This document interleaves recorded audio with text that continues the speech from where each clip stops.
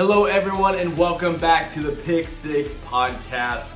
This is going to be an amazing episode. So just a quick recap from last weekend. We had a 4-2 record last weekend, and we hit our bonus pick. Obviously, we don't count the bonus pick. It's just for moral support, I guess. But we had a good weekend. That brings our total record this season in our picks to 11-7. That's our overall record, which is pretty good. We're getting a little bit above 500, which is making me feel more and more comfortable by the minute. As we dive into today's episode, just a reminder, this is a special edition episode. We are talking about the game. The game. Now, I'm not talking about the Red River rivalry with Oklahoma and Texas, the shootout game. I'm not talking about the Iron Bowl with Auburn and Alabama. I'm not talking about the Egg Bowl with Mississippi State and Ole Miss. I'm talking about the game. The greatest rivalry in the history of college football and in the history of any sport, period. It's the Ohio State Buckeyes at the team up north. That's right, I ain't gonna say their name the entire podcast if I can help it, because I'm petty like that. But we're gonna get into talking about and breaking down the game. Let's start out with the weather forecast. So, as many of you may have heard, the weather's not great.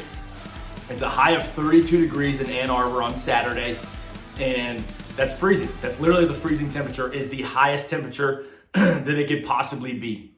The low is 23 degrees, and the sun ain't gonna be out that much. It's gonna be very cold. It's gonna be very cloudy. It's gonna feel like a frozen tundra, and there's potential snow flurries happening at the end of the game. So it will be interesting as a Buckeye fan to see how our team responds and to see how well we run the ball, even if the weather doesn't permit it. However, I think there shouldn't be any issues. I think we'll still be able to throw it as long as it's not snowing like 3 inches or something. Then we may not be able to throw it as well, but I think we'll be fine.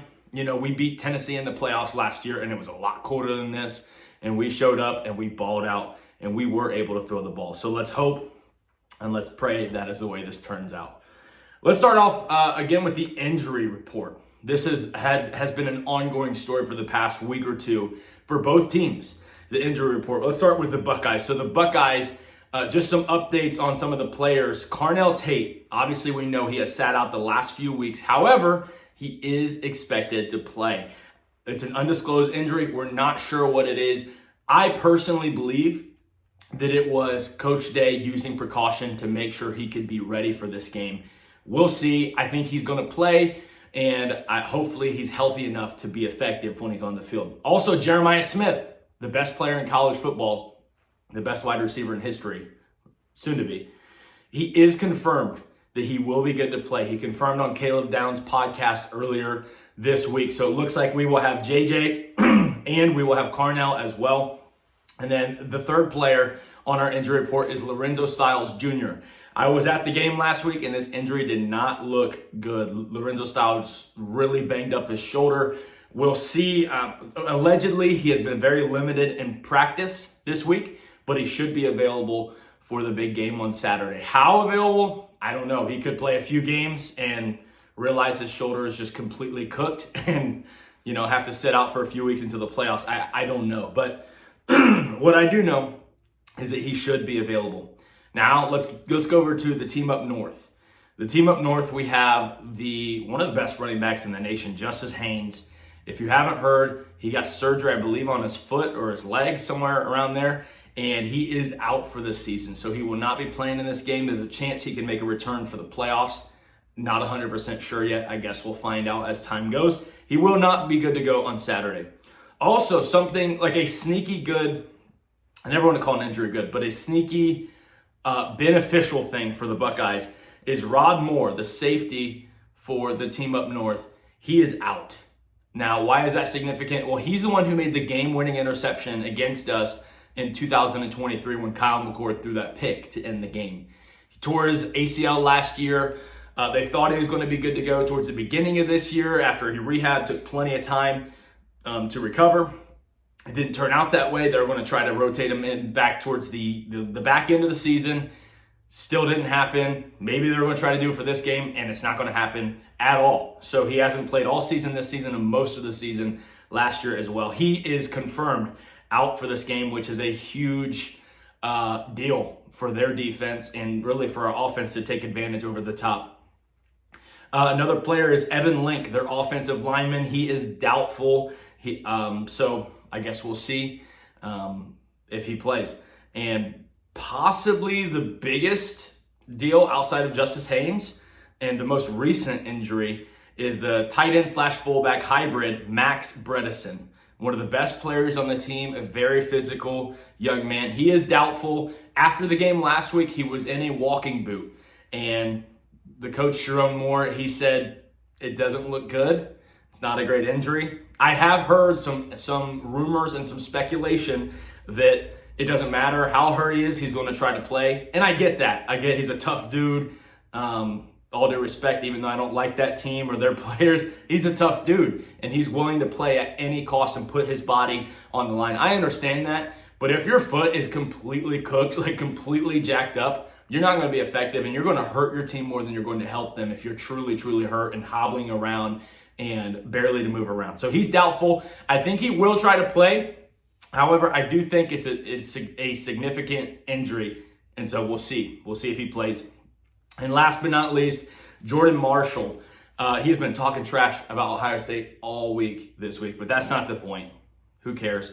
He is expected to play. He got hurt a couple weeks ago versus Northwestern. Looked like he banged up maybe his shoulder or something around there. He did not play last week at Maryland. From reports, it looks like he is good. He was good to go last week, but they're resting him up for the big game this week versus the Buckeyes. I just wonder how he'll do after he takes a couple shots from the Buckeyes. So that's our injury report. Now let's jump into the next segment. What's at stake? When you think about the game, when you think about the Ohio State Buckeyes going up to Ann Arbor, facing the team up north, what's at stake? We have the undefeated Buckeyes, 11-0 on the season, versus a hungry team up north. Ohio State's 11-0, undefeated in conference play as well, 8-0. The number one team in the country, undisputed, a perfect season is on the line, and a trip to the conference championship. And can I tell you this? We have to break the streak. This last 4 years has been horrible. Horrible to be a Buckeye fan. Outside of the national championship, obviously that was wonderful. But man, every year, last week in November, I get nervous, I get scared, and I'm like, guys, we have to break the streak. We have to beat the team up north. What are we doing? So, above all, I literally, here's how much I want to win this game. And as an Ohioan, if you're from Ohio, you understand this. I would rather us win this weekend and throw the kitchen sink at the team up north and go out there and lay an egg in the conference championship against Indiana and lose. I would rather that happen than to win the conference championship. I really, really want to beat this team up north. Now let's talk about the team up north. They are 9-2 on the season, 7-1 in Big Ten play, and they still have some very serious stakes if they were to win this game. A win in this game could keep their conference and playoff hopes alive, which means more than likely, if they beat us, they could go to the conference championship. And I don't see how you could possibly keep them out of the playoff if they beat us, if they win this game. Both teams are obviously fighting for a chance to play in the conference championship, playoff hopes spot. Obviously, Ohio State wants to get that bye week in the playoffs. We know that. We want one of the top 4 seeds. But not just that, guys. It's so much bigger than that. It's bragging rights. It's pride. It's being able to stand on business for the next 365 days. That's what's at stake. You ask the question, what is at stake? Everything. Everything. Both teams have everything to gain and everything to lose in this game. And legends are made in the last week of November in this rivalry matchup. Let's go to our next segment, what to watch. So as we get to the game tomorrow, obviously we're recording this on Black Friday in early afternoon. Hope you all had an amazing Thanksgiving. But what to watch? Here's what I'm keeping an eye on when we talk about what to watch. The team up north's running game versus Ohio State's defense. This is going to be a very interesting matchup. As we know, the Wolverines, that team up north, has leaned heavily on their run game recently. Some analysts say that their offensive line has improved throughout the year. They have a very young offensive line. That could be a big challenge to Ohio State's defense. And a lot of people have been talking about that. I personally think we have an amazing run defense. I can't even remember the statistic, but it's the craziest statistic. Like, we haven't given up over 70 rushing yards in a certain amount of games. Like, our run defense is good. Like, they are solid, and I think we're going to show up to play. I think we'll be fine, but we'll see. We'll see. Jordan Marshall is a very good running back. He is good to go. He is good to play, and we'll see how he does against the Buckeye defense. I really hope Arvell Reese tears it up tomorrow. Another thing to watch is this question that we want to focus on is, can Julian Sayin play efficiently in a frozen tundra? That's been something I've been thinking about. I've been hearing it surface online all week. Can Julian Sayin play efficiently in a frozen tundra? Like, I get it. He can sling it. He has a quick release. He's accurate. He's good. But is he tough enough to thrive after taking multiple hits? After getting slammed to the cold turf several times? Your hands are freezing. It's cold out. You can't warm up. Can he thrive in this environment? We will see. We'll find out on Saturday. My main concern is when he came in that game last year versus Tennessee. Obviously, he was the backup. He was just third string, just coming to relieve some people. He came into that game. It was freezing outside. Obviously, a lot colder than it will be on Saturday. But he went to throw the ball, and that thing just bounced off the turf. I get it. It was his first year. He's got a lot more experience now. He wasn't even running with the ones. Not even with the starters during that play. So we'll see. I hope that's just a one-off and that's just, a miscommunication at the end of the game in the cold. We'll see. I'm hoping and I'm praying he can play efficiently in a frozen tundra. Something that has been helpful is the Buckeyes have been practicing out in the weather, in the elements, and it's been just about as cold in Columbus as well. So I do think that will help him prepare for this game and prepare for the elements and how cold it's going to be. Another thing to watch is the mental and emotional stakes of this game. Like I said, it is beyond playoff implications. That's great to have aspirations for the playoff, for winning your conference. But for many players and fans, even like myself, beating your rival matters almost in some cases more than a title. It matters so much. The rivalry literally means everything to these programs, to these fans, and to our entire state. It's the mental and emotional stakes. 365 days of bragging rights. Please, please, Buckeyes, bring this home for us. Another thing to watch is, will Ohio State's top playmakers be ready? You heard me in the injury report. JJ's good to go. Carnell's good to go. There's a lot of buzz. Obviously, Coach Day has said they were day to day. I think he's being cautious. I think he's withholding information so that the team up north can't prepare correctly for us, which is very smart. So we know that they're going to play, but their health and their performance could swing the game either way. I truly believe that. I think our defense will show up and do great, but they have to be effective. Like say they go in here and they're 60% healthy and they're not able to run their routes right, or not able to take shots, or they get hit a couple times and they're limping off the field. Like, this could be a huge deal. Will they be ready, not just to play, but to be full contact? Are they close to 100%? Is JJ going to run deep? Will they have to commit resources to double cover JJ and to maybe even add an extra bracket Carnell? We'll see. Will our playmakers be ready? I hope and I pray that they are, but there's no real way to tell until that ball kicks off at 12 o'clock tomorrow afternoon. Our final thing to watch as we wrap up this episode is, can the Ohio State Buckeyes avoid a slow start? Can we avoid a slow start? It has been a recurring problem in the last 4 years that the Buckeyes have tended to fall behind early, whether it's 10-3 one year or 14-3 in the second quarter. And we're just really, for the rest of the games, being stuck on an island trying to play catch up and trying to claw our way back into this game and tie it up and get the lead. Like, it is not something you want to do, play from behind. Now, I get it. The team up north is much less equipped to play from behind this year than we are, but still, we have lost these games the last couple of years because we've given up points early.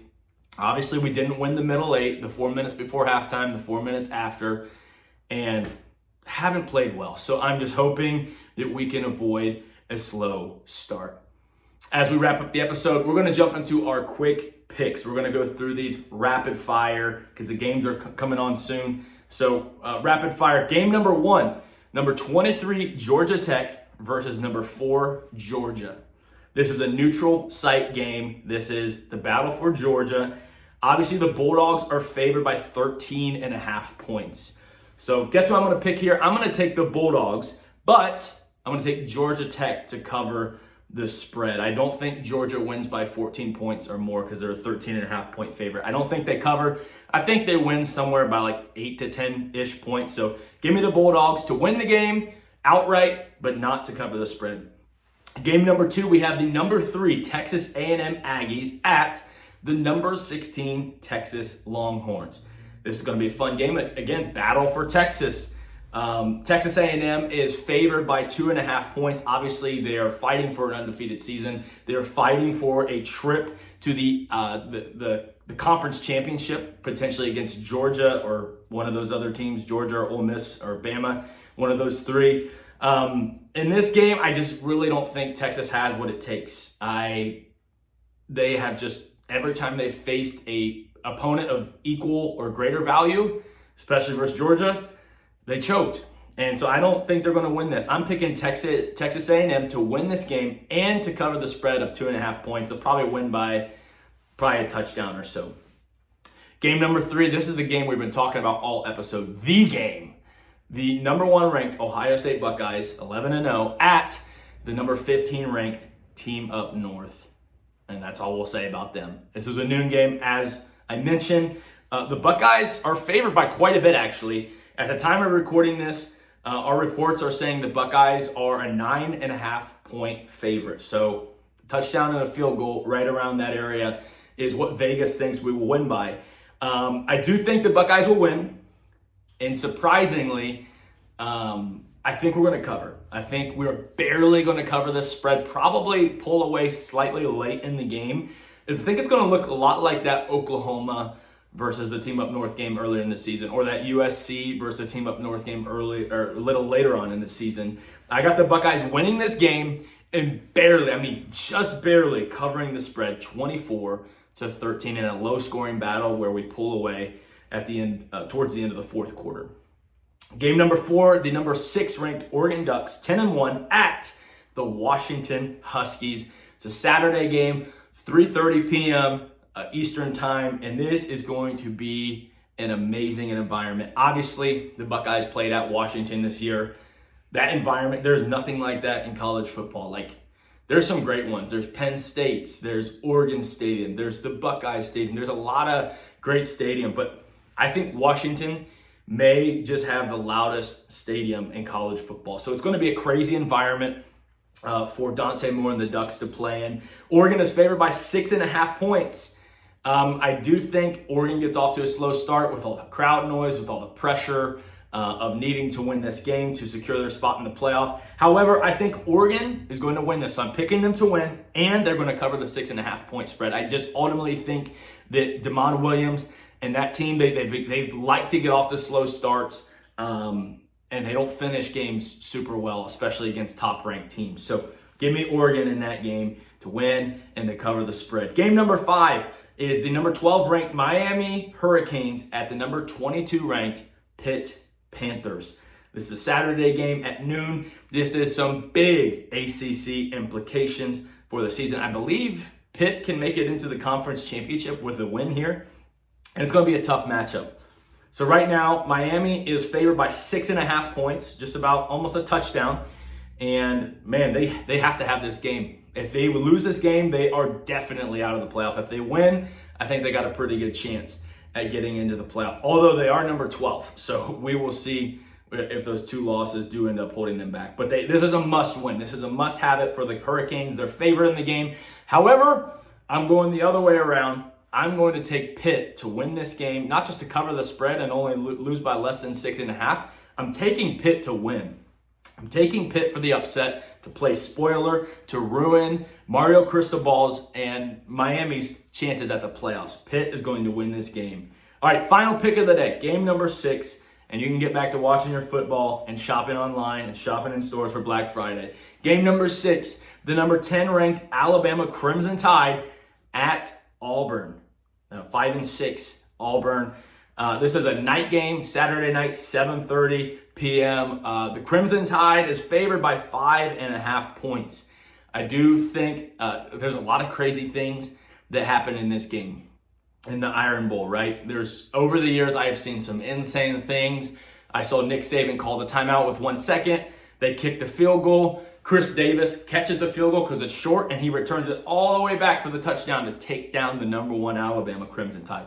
Some scary things happen when it's at Auburn's stadium, when it's in their house. However, I think Bama will struggle. Ty Simpson will struggle at the beginning of the game. I think they will pull away late. So give me Bama to win and to cover the spread easily, pulling away in the second half, probably winning by about 2 or 3 touchdowns when it's all said and done. That's it for our quick picks and our Pick 6 podcast today. Thank you so much for tuning in. Again, happy Thanksgiving weekend. We'll see you all back next week for our conference championship picks and predictions. Have an amazing day.